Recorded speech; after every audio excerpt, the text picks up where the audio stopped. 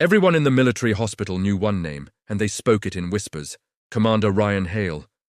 He was a legendary Navy SEAL commander, known for leading impossible missions and bringing his men home alive.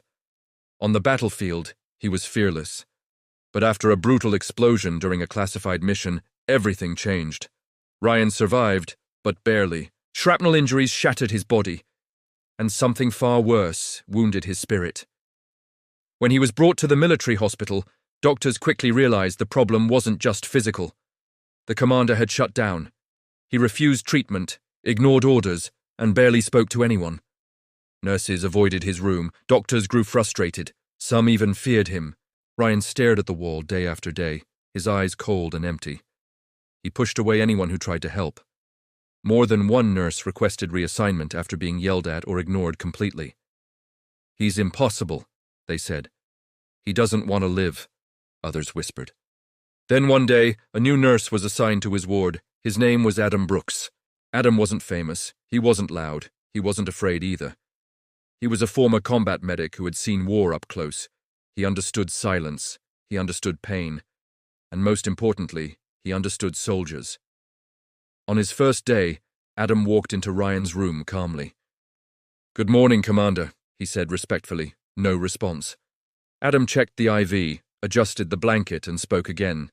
"I'll be your nurse from now on." Ryan finally turned his head slightly. "I didn't ask for one," he said coldly. Adam nodded. "I know, but you got me anyway." Most people would have backed off. Adam didn't. Every day he showed up. Same calm voice, same patience. He didn't push questions, he didn't force conversations.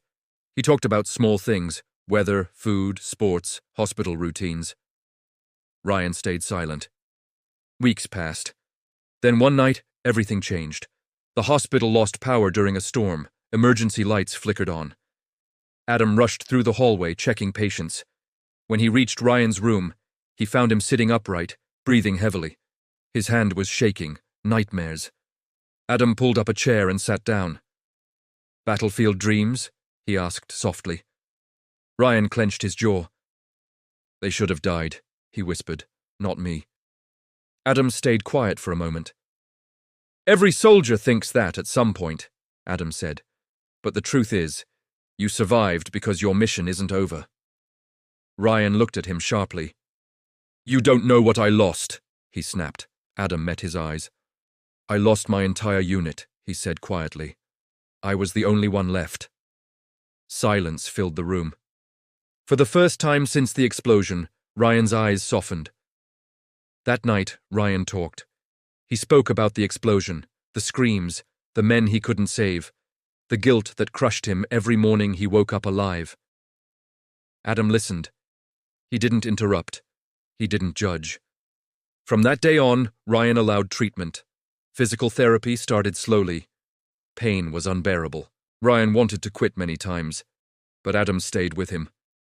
"One more step," Adam said. "One more breath. One more day." Doctors noticed the change. The feared commander was standing again. Weeks turned into months. Ryan regained strength. His scars remained, but his eyes were alive again. On his final day at the hospital, Ryan stood in uniform, walking without support. He stopped in front of Adam. "You didn't treat me like a broken man," Ryan said. "You treated me like a soldier." Adam smiled. "That's because you never stopped being one."